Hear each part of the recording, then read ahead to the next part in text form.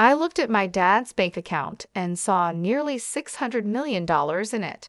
I thought to myself, this money is all mine now. I don't need you anymore. After my kind father-in-law passed away, I was still grieving when my husband came to me and casually dropped the news that he wanted a divorce. It turns out he was only showing his true colors after getting his hands on the $600 million inheritance from his father. He saw me as nothing more than an ATM, just waiting for Dad to pass away so he could live a lavish life without having to work. I had seen glimpses of his true nature before, but I never realized he was this awful.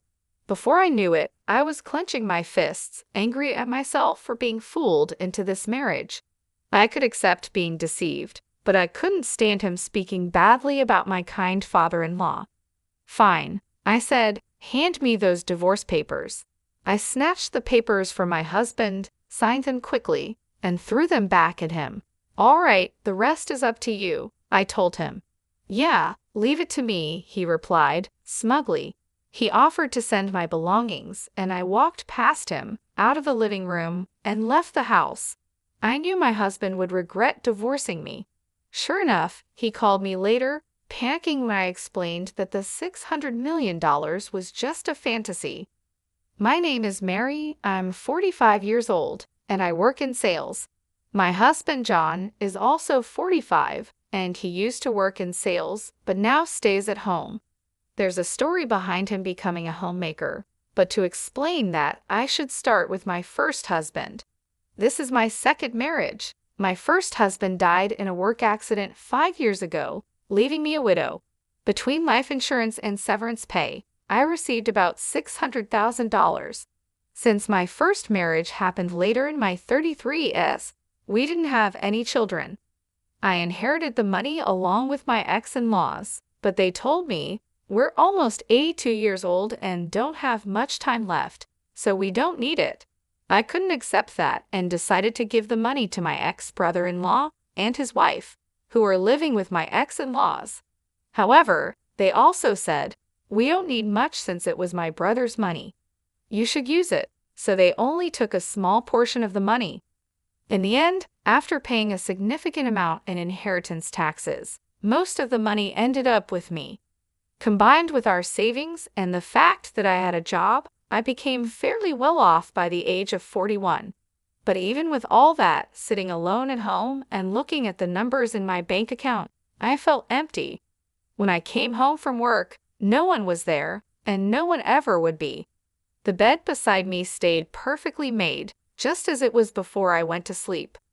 The worst part was when I accidentally made breakfast for two. As I took a bite of the second piece of toast, I thought, this must be what it feels like to have a hole in your heart.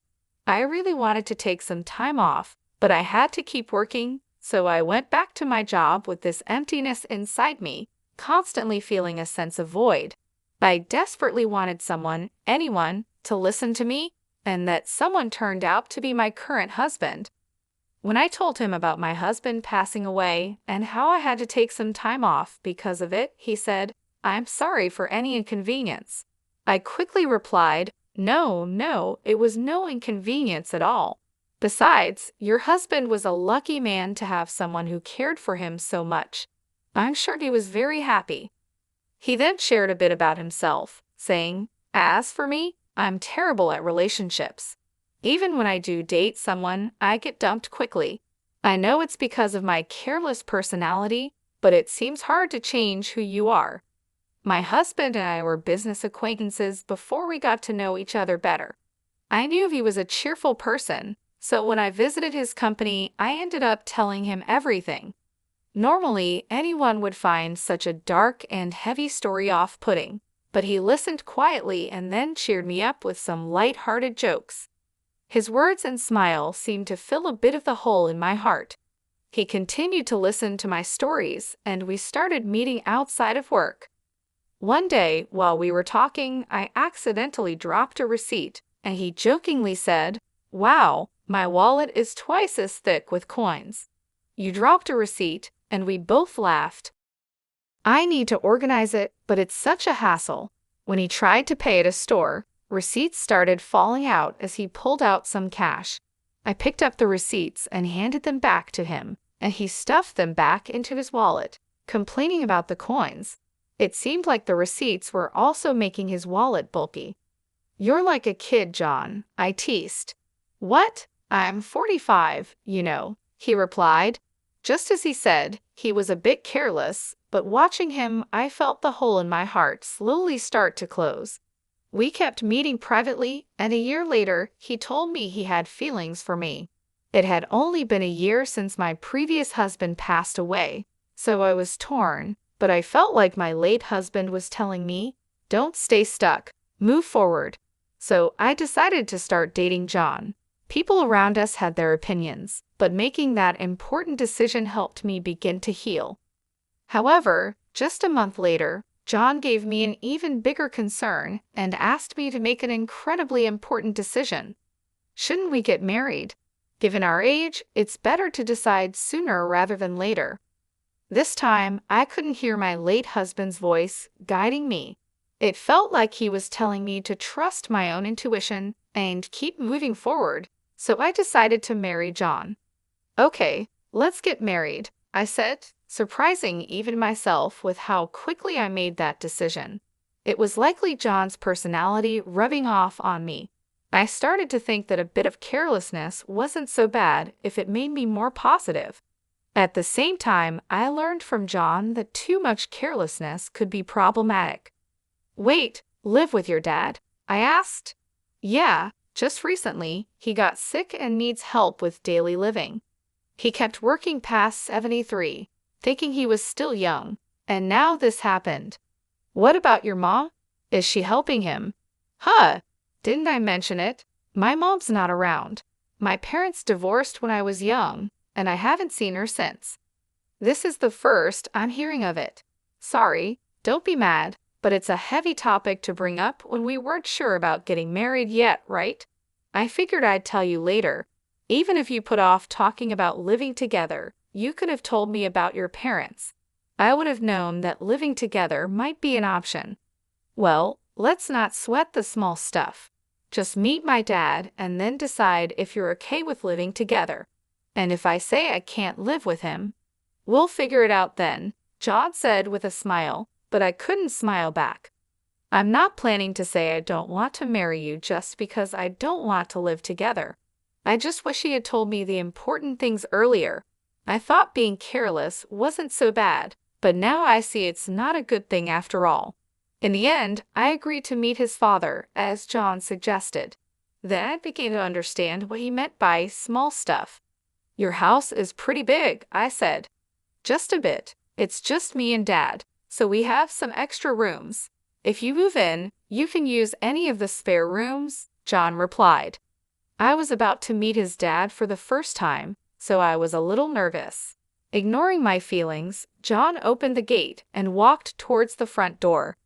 His house was 3 stories high, slightly bigger than the neighboring houses. Living there with just the two of them seemed quite luxurious. That's what I thought, but John seemed dissatisfied. "Dad's so stingy. He should have built a bigger house," he muttered to himself. But I was too nervous about meeting his dad to confirm what he said. "Dad, I brought her. This is Mary," John said.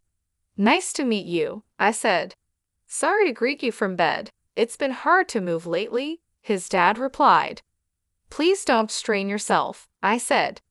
John's father propped himself up with John's help. He wasn't bedridden, and it seemed he could get up and walk slowly with a bit of help, so he could manage with some assistance. Despite his physical issues, his father seemed sharper than I expected. "So, Mary, you're in sales for office equipment. With the move to paperless offices, selling the hardware must be getting tougher, right?" his dad asked. "Yes, industry-wide, equipment sales have been declining for about 11 years, so everyone is focusing on new services or business expansion," I replied. "Considering that the domestic market for the equipment is almost saturated, you need to look at countries where there's still demand for new services. IT integration might be the way to go. I think there's something called MPS, right?" he said. I completely forgot I was talking to my future father-in-law. The conversation flowed so naturally into work talk that I switched to work mode. His father didn't push too hard on the marriage topic either. He was probably being considerate of my feelings. After just a few minutes of talking, I found myself respecting him. I started to understand why John called living together small stuff. He probably knew I wouldn't oppose living with his dad. About 30 minutes into our conversation, his father said, "My back's starting to hurt. Sorry to cut this short, Mary, but I need to rest. Please take care of John. He's quite a chatterbox." "Sure, I will," I replied. Is sure the right response. His father seemed to cut the conversation short to avoid burdening me. I wanted to talk more, but I didn't want to tire him out. Feeling a bit disappointed, I left with John. On the way back, John told me more about his dad. "Dad's a serial entrepreneur," John said. "A serial what?" I asked. "A serial entrepreneur. He starts companies, grows them, then sells them. He's done it multiple times," John explained. "You can just buy and sell companies like that." I was surprised. Well, yeah.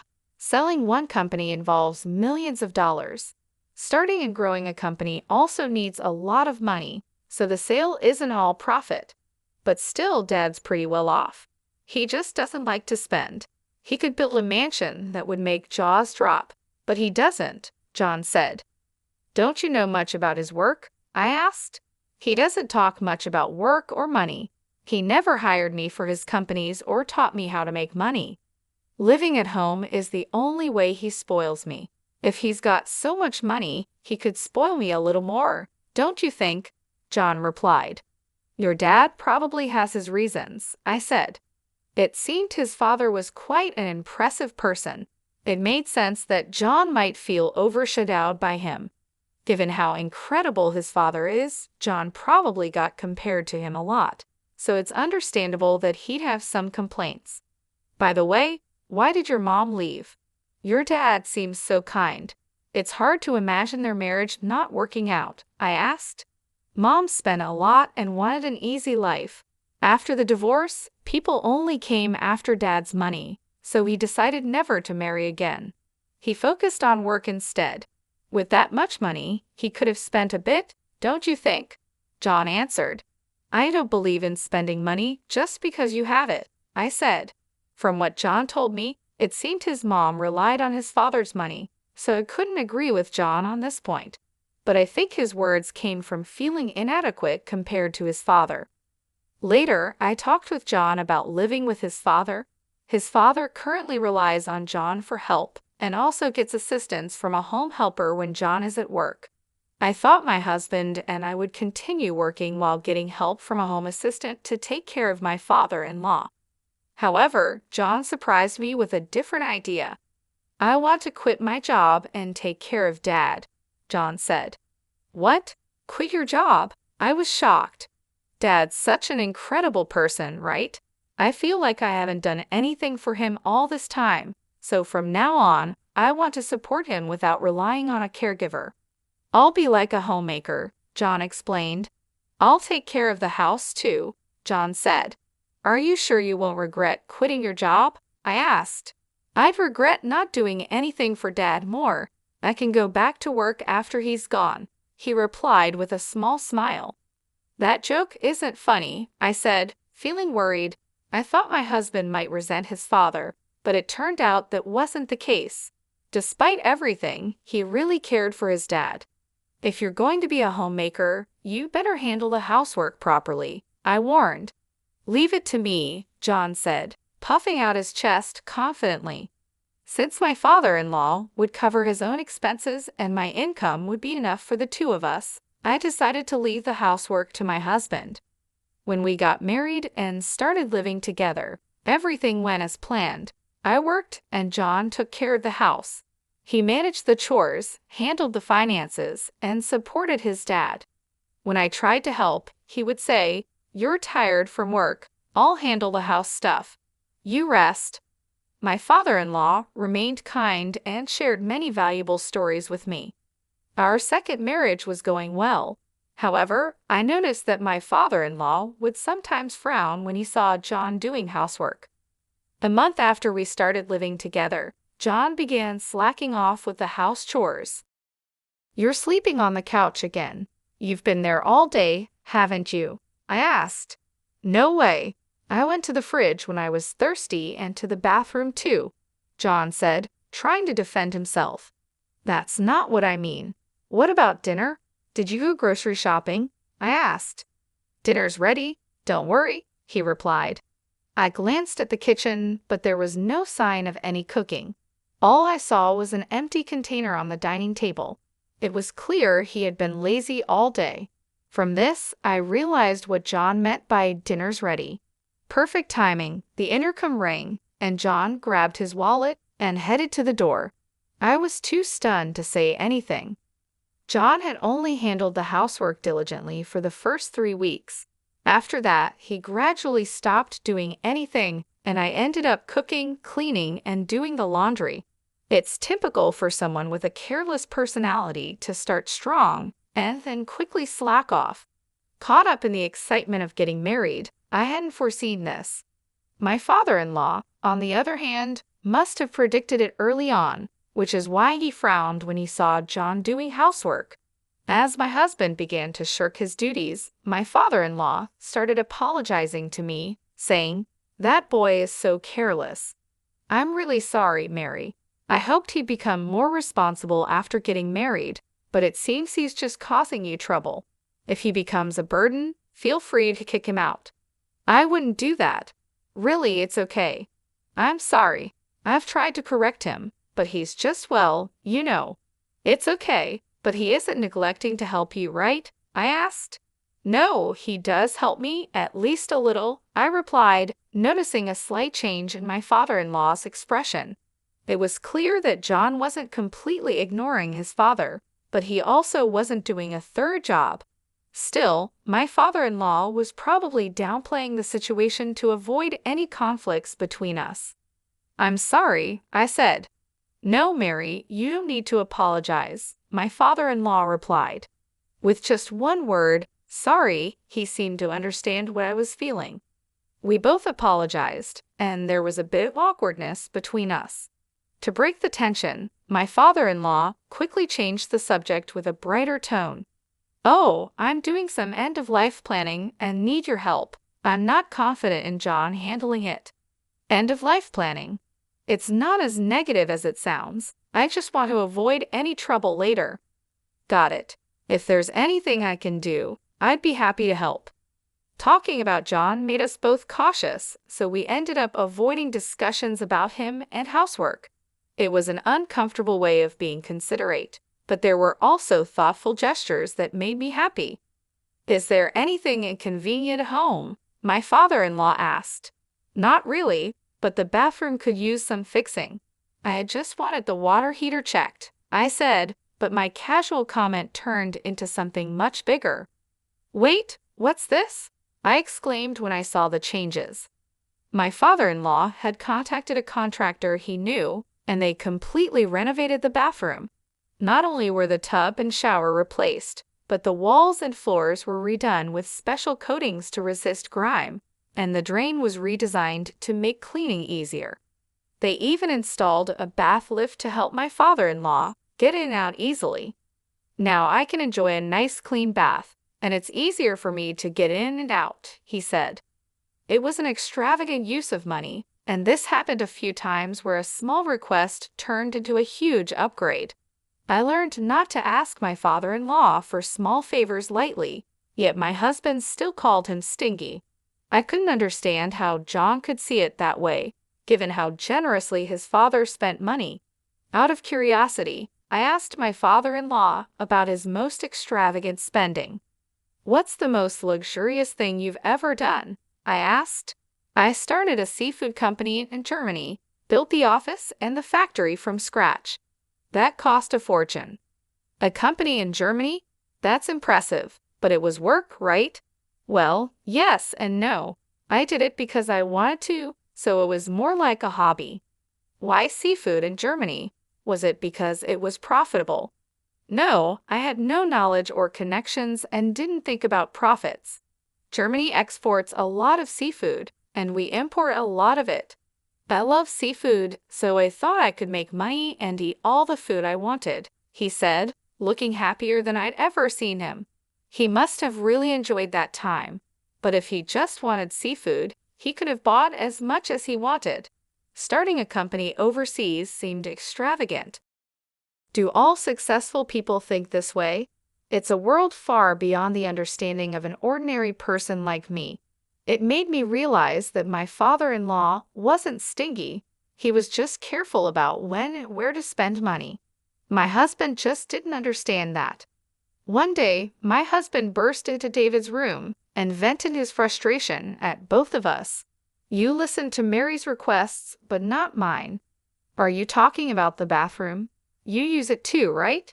And since cleaning is easier now, it's a big help to you as a homemaker, right? Mary gets to enjoy a nice bathroom, and it's convenient for me too. No one loses here, David replied calmly.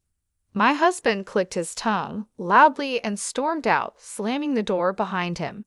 I'm really sorry, I said. It's fine, but why don't you listen to your son's requests? I asked. He's like his mother. When he has money, he spends it without thinking.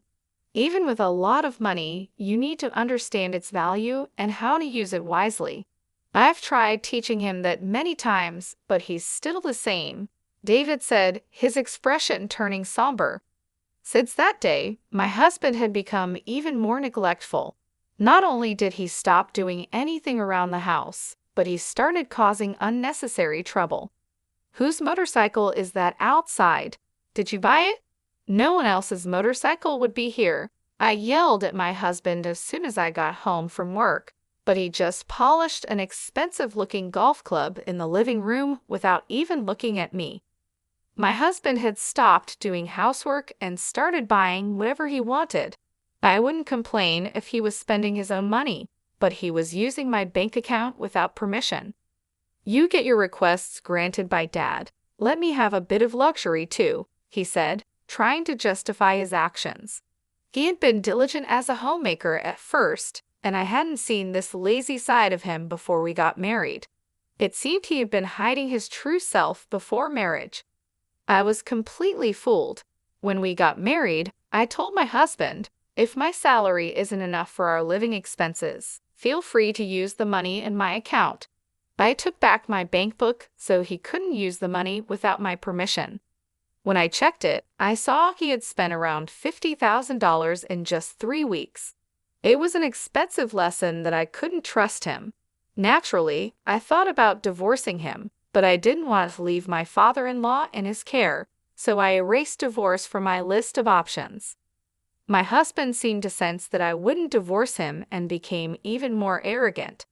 Hey, can't you come home earlier? I've been waiting for dinner all this time, he complained, treating the living room sofa like his personal nest and hardly moving from there. Of course, he did no housework at all. What does being a homemaker mean? I was starting to lose my understanding of it. He had said he didn't want to rely on a home assistant and wanted to be a good son, but he ended up hiring a caregiver again. Honestly, this made me feel better knowing my father-in-law wasn't left to my lazy husband. I decided to avoid my husband as much as possible, thinking, let sleeping dogs lie. With this mindset, the year flew by quickly. Then a significant event happened for both me and my husband. Thank you for everything. My father-in-law passed away just before turning 81. The time I spent with him was short but incredibly meaningful to me. It felt like we had spent 11 years together. Even after the funeral, I couldn't pull myself together and felt a deep void in my heart. As I sat in the living room, lost in emptiness, my husband walked in with a cheerful expression. Hey, let's get divorced. What? That single word snapped me out of my daze. He was waving the divorce papers in my face. It wasn't a misunderstanding or a joke. I found Dad's bank account. Guess how much is in it? Nearly $600 million, so this money is all mine. You're no longer needed, ATM. When Dad collapsed a year ago, I didn't want to deal with taking care of him, so I looked for a wife. I figured you'd be an easy catch since you were grieving the loss of your previous husband. I see, so that's why you were in such a hurry to get married. That's part of it, but then I changed my strategy. You inherited money from your late husband, right? You never talked about it, but I figured his retirement and insurance would be substantial. I took care of Dad while you acted as the ATM until he passed away. It was easier than working. Now that Dad's gone, I'm set for a lavish life with his inheritance. Do you think you can get away with this? I asked, feeling the anger rising. Of course, I'm his son, so it's only natural I inherit his wealth. He worked until he collapsed, and I thought he'd live until 87, but he died sooner than expected, so I'm lucky, he replied smugly. I realized I was clenching my fists. It was my fault for being tricked into marrying him, and I could accept that. But I couldn't forgive him for speaking so badly about my kind father-in-law. I was ready to punch him, not caring about the trouble it might cause later. But then I felt like I heard my father-in-law's voice saying, "Stay calm." Right? There was no need to do anything rash. Are you sure about this? All right, give me the divorce papers, I said. I snatched the papers from my husband, signed them on the spot, and handed them back. Thanks for making this easy. I'll file these tomorrow. You can take all our savings. I've got $600 million, so take as much of that petty cash as you want, he said, clearly gloating. Okay then. Yeah, leave it to me. I'll file the papers and send you your stuff if you want, I replied, walking past him and out of the house. As I left, my anger started to fade, and I felt a wave of laughter rising. My husband would soon regret divorcing me. That $600 million was just a pipe dream. A few days later, while staying at a hotel and looking for a new place to live, my ex-husband called. Hey, what the hell did you do? He yelled. I instinctively pulled the phone away from my ear as he started shouting. He seemed confused, so I needed to explain what was happening. I can guess what happened, but why don't you tell me? I asked calmly. When I tried to withdraw money from Dad's account, they said this money can't be withdrawn. What's going on? There should be $600 million in there, he said, his voice full of frustration. Looks like you didn't know. Since your dad didn't spoil you, you never took an interest in his affairs, right? And he never discussed his work with you, I explained. Stop with the riddles. There's money, right? He demanded. Yes, there's $600 million, but it's collateral, so you can't touch it, I replied. Collateral? He asked, his voice shaking. That's right. The money is in the account, but it's untouchable, like a pie in the sky. Also, that money is about to be used to pay off debts, so it'll be gone soon, I explained. You're kidding. There's $600 million, and I can't use any of it. His voice grew quieter as he started to panic. I knew about the $600 million being collateral because I knew about the $600 million being used as collateral because I helped with my father-in-law's end-of-life planning. He had asked me to handle things if anything happened to them. Since he passed away, I was going to use the $600 million to settle his debts. But since my ex suddenly demanded a divorce, I left the paperwork to him, telling him to take care of the rest. What did Dad do with the $600 million? My ex asked. He used it for something he loved, I replied. What does that mean? He asked, confused. At over 72, Dad decided his next job would be his last and used his savings for something he enjoyed, that seafood processing and distribution company in Germany he always talked about. He trusted the management to locals and planned to enjoy his retirement here, but it was a huge failure, and he lost almost everything. When he told me about it, he laughed, saying it was only natural since he did it without any real knowledge. He had no regrets about where he spent his money. To start that company, he borrowed $600 million, using his savings as collateral. But it turned into debt, so he planned to repay it with another job. It seemed impossible, but he didn't think so. Even with the debt, he kept enough money for his retirement. In today's world, where many struggle in retirement, it's impressive. However, while sorting out the Germany company, his health declined. When that happened, he renegotiated his repayment plan with the bank. Given his long history of high-value transactions, they trusted him. He told them, "If I can't work anymore, take the collateral." They agreed to a 2-year grace period, after which the debt would be paid off with the collateral if he couldn't work. That year is up, and it's time to settle the debt. So this $600 million is debt repayment money, and will soon be zero. My ex asked, his voice filled with shock. Exactly. Didn't you find another bank account? There should be one for living expenses. Yeah, I found one with $80,000 in it. That's money you can use freely. It's your inheritance. $600 million turned into $80,000. Why didn't he prepare more for his retirement? My ex wondered, clearly surprised. I was surprised by the $80,000 too, but knowing him, he probably planned to add more if needed. He seemed capable of anything. And it looks like you haven't checked the will yet. Will? Dad told me he'd leave me about 20%, my ex said. We're divorcing, so you could contest it as infringing on your rightful inheritance, but I'd like to honor his wishes. I hope you'll agree to the 20%, I said, noticing he was breathing heavily. He thought he'd get $600 million, but the amount kept shrinking, and now he was panicking. Why did he waste so much money? He could have bought anything with $600 million, my ex yelled, frustrated. Yelling at me won't change anything. He was happiest when he talked about that time, so he had no regrets. It was his money, and he used it. He planned to repay the debt himself, so no one can complain. You just jumped to conclusions and got ahead of yourself, I replied. Why are you so panicked? I asked. The truth is, I thought I'd get $600 million, so I spent all my own money. My account is empty, he admitted. What? Seriously? I was shocked. My ex-husband had been spending money he didn't even have yet. Now that we were divorced, he couldn't rely on my savings anymore, and he was currently unemployed. I finally understood why he was so panicked. Still, you have a roof over your head and a house, so you can rebuild your life, right? I suggested. I'm almost 54, unemployed, and have only a little savings. What's going to happen to me? Please help me, he pleaded. Me? You have savings and a job, don't you? Why should I help an ex-husband? You're suffering the consequences of your own actions, I said firmly. Please, let's pretend the divorce never happened, he begged, but I ignored his pleas and hung up the phone. Having a careless personality is definitely not a good thing.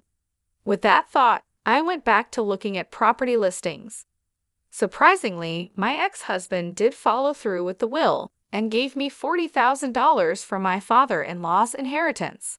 That made up for the money he had taken from me.